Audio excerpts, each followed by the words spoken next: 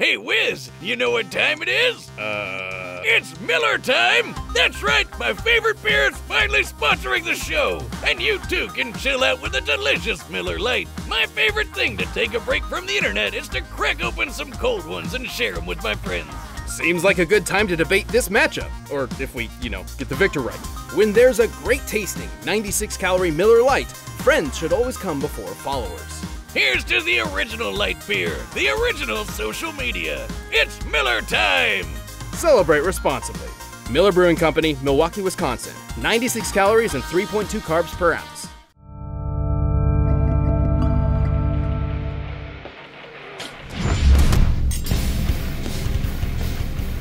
When I was a kid, there was nothing better than watching my Saturday morning tunes. That's where I learned all my badass karate moves. Yeah! The 80s and 90s certainly gave us some memorable characters and epic playground rivalries.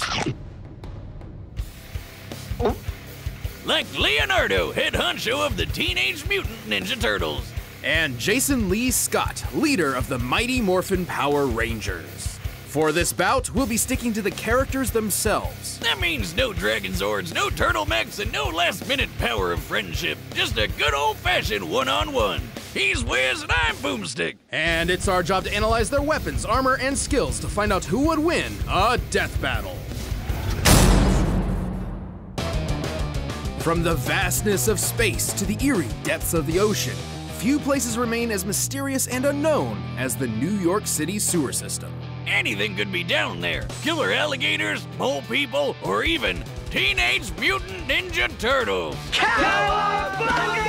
Four ordinary domestic terrapins transformed into humanoid superheroes by a chance encounter with a canister of mysterious mutagenic ooze. They were adopted by an equally mutated rat skilled in martial arts who decided to name them after Renaissance artists. You know, even by comic book standards, this origin story is pretty freaking weird.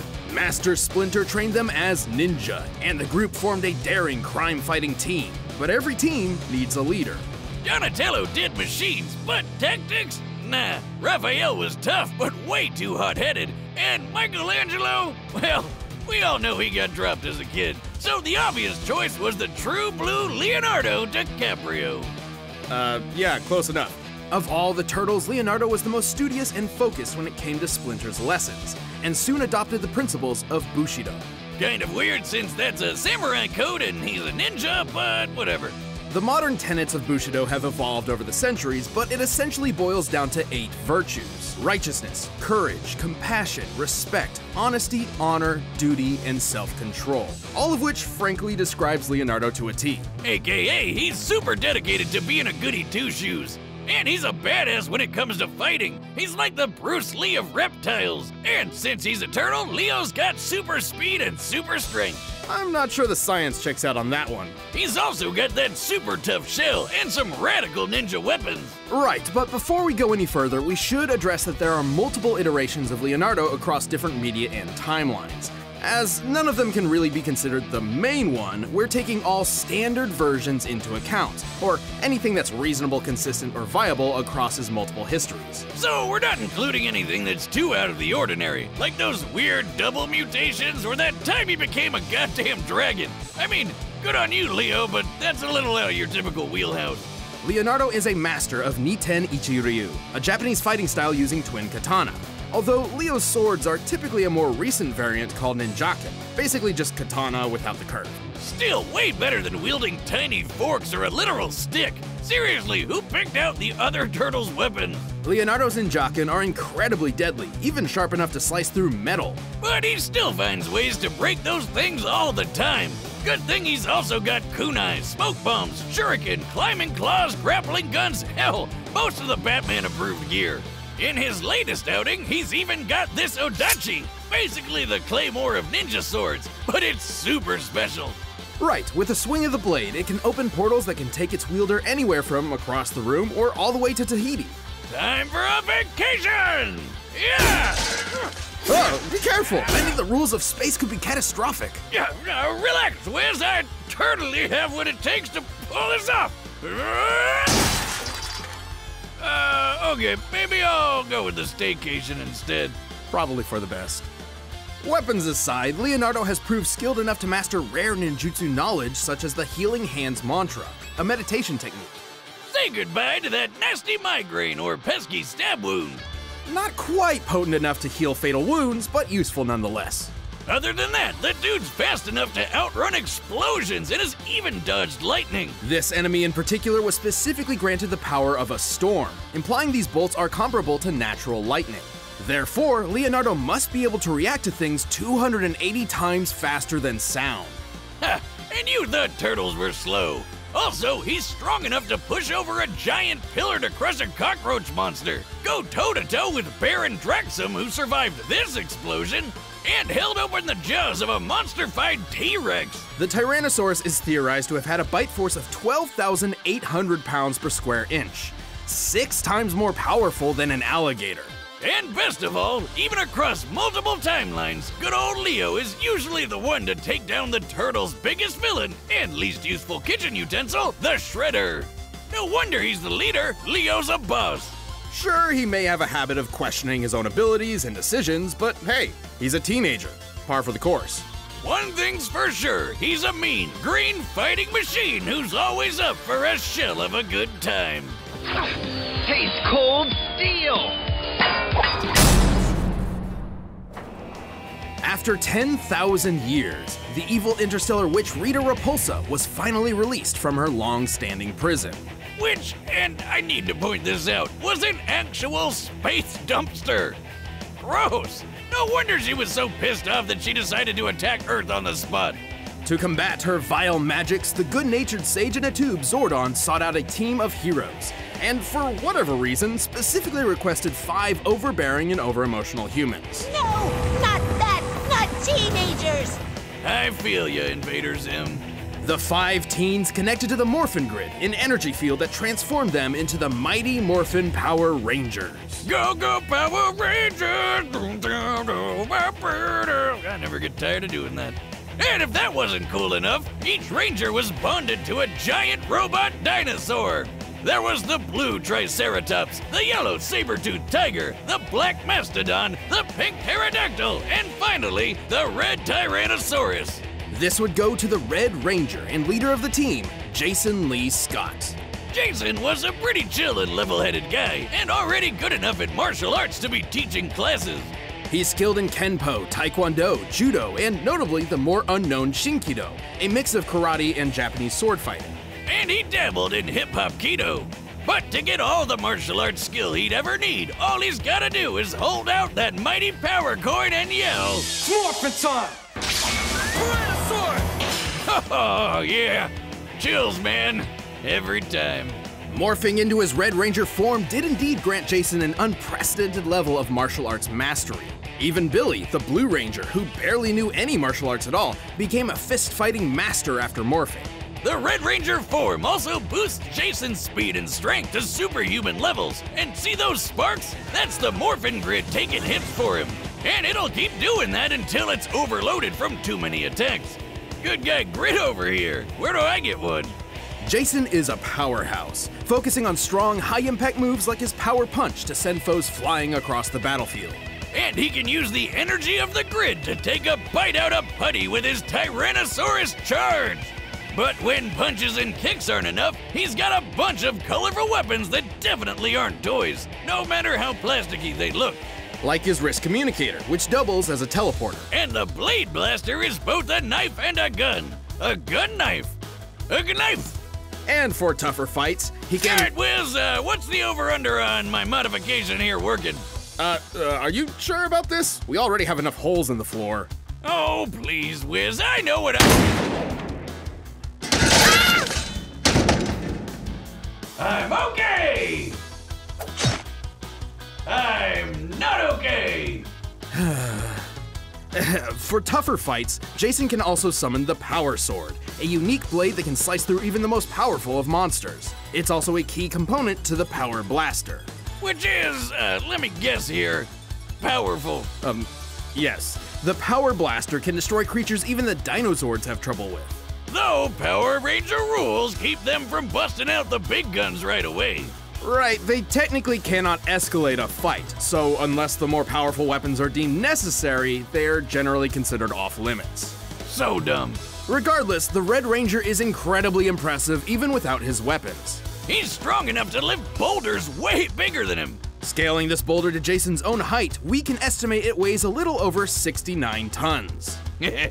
Nice. And the Yellow Ranger, who has the same basic powers as Jason, pushed around a much larger boulder that, when using the same scaling method, appears to weigh over 11,000 tons. These two can run so fast they kick up huge clouds of dust behind them. And in a later series, Power Rangers in Space! The Rangers could keep pace with the supercar Storm Blaster. Technically, every Ranger draws from the same source of power, the Morphin Grid, so it's fair to at least compare Jason to other Ranger teams. Like when the SPD Green Ranger chucked a car through the air. Red is quick enough to dodge lightning, at least for a bit, and tough enough to survive the Power Ranger Command Center exploding while he was inside. That's not even the first time the place blew up. Man, that building's seriously been through the ringer. To be fair, it's important to remember that the Ranger powers are not permanent, and his connection to the Morphin Grid has limits. If he takes enough damage and loses his morph, Jason goes back to being a normal human being, albeit one who is a talented fighter in his own right. But with the glorious red spandex and Robo T-Rex at his back, the power lies on his side.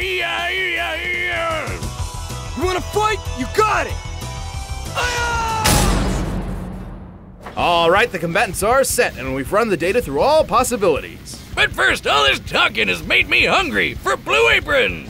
This episode of Death Battle is sponsored by Blue Apron. Health is personal, so why can't it always taste good? With Blue Apron, you can find a meal plan that works for you, both in health and in taste. Can confirm, there's some really delicious food to choose from when you get a box of Blue Apron, and it comes straight to your front door. Over half of Blue Apron's signature menu is chock full of ready-to-cook meals designed for a healthy lifestyle, including 11 weekly recipes that range from grain bowls to curries to salads to stir-fries. There's something for everyone in the Blue Apron menu, and it's a great way to show someone that, yes, you can cook, even if you never have before. Eating doesn't have to be about deprivation. Don't compromise on flavor or suffer through boring meals. Embrace whole ingredients and eat with all your senses. Check out this week's menu and get $60 off when you visit blueapron.com/battle. That's blueapron.com/battle. Blue Apron, feed your soul. But right now, it's time for a death battle!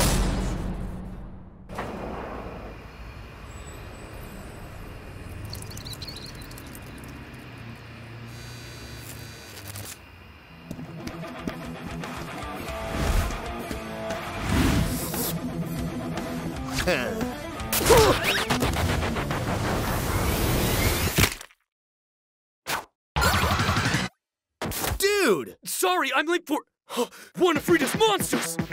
Who? Give me a break! You're the monster for ruining my pizza! Time to take out the trash! It's morphin' time! Don't count me out yet!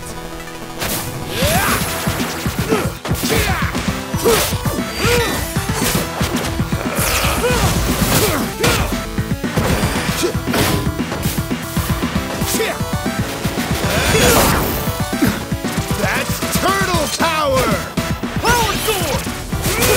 Don't blame me for not being impressed! Really, dude?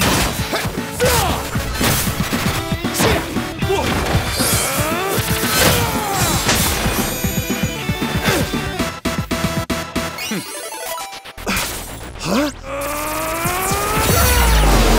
Bodacious!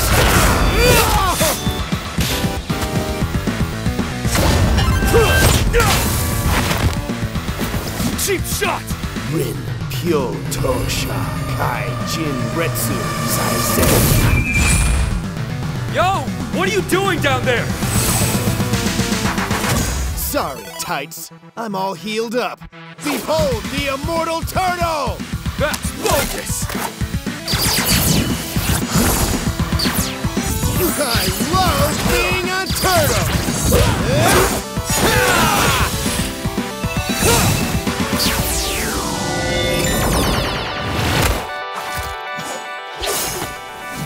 Cowabunga!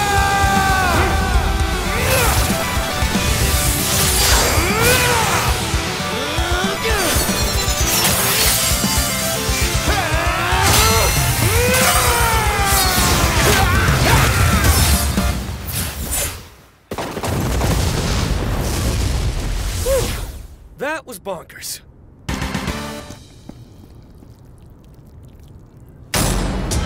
KO! Looks like Leo totally didn't see that coming. Are you gonna keep reusing that one, or should I expect something new? Oh, I'm sorry, do you want me to shell out some more puns? Fine, fine. Leonardo certainly had more martial arts experience than Jason, and he was likely a bit faster, as we've seen him dodge lightning more reliably. If it were just up to those two factors, the Ninja Turtle may have won. But you know there's more to it. Sure, Leo had some super tough defense on his side, but Jason had the oomph to crack that shell. First of all, Leonardo's superior training was a moot point, as Jason's morph granted him a broad mastery of martial arts talent automatically. Kinda cheap if you ask me, but that's Power Rangers for you. But let's talk numbers. Giving Leonardo the benefit of the doubt, we scaled his level of toughness to his recurring villain Baron Draxum. Who's fought Leo a bunch of times? Remember how Draxum survived his lab exploding? That's definitely the best durability feat Leo could possibly match. By scaling the lab to the height of the characters, then deducing the size of the explosion itself, its explosive yield must equal about 12 tons of TNT.